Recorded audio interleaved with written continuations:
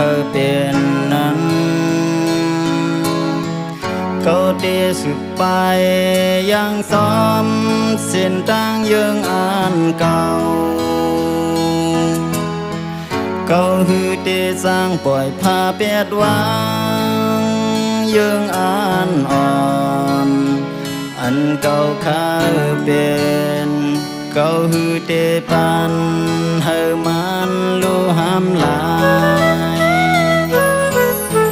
ตั้งใจวันเก่ามองมองเย้าแล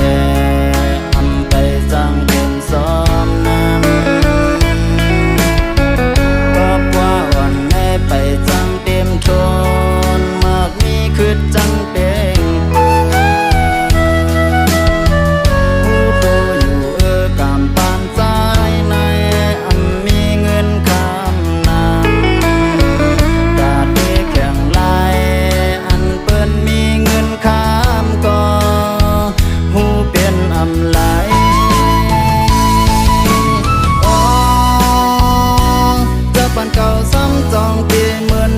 เปิ้นไล่อยู่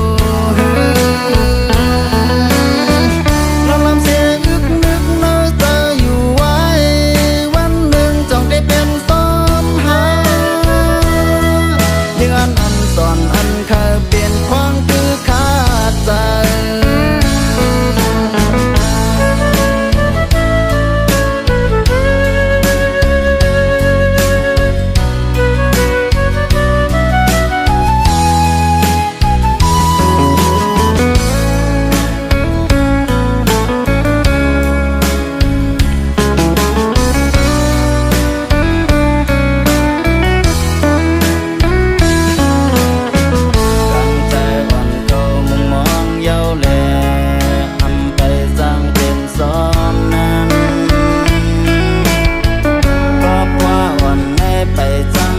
ท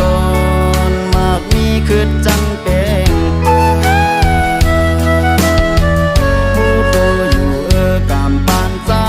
ในมีเงินคำนำตาเตะแข่งลาย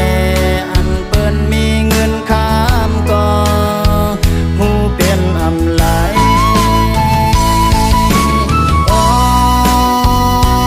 จะปันเก่าซ้ำจองเตียเหมือนเซิงเปิ้นไล่อยู่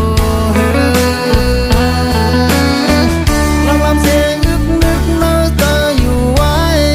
วันหนึ่งจ้องได้เป็นซ้อมหา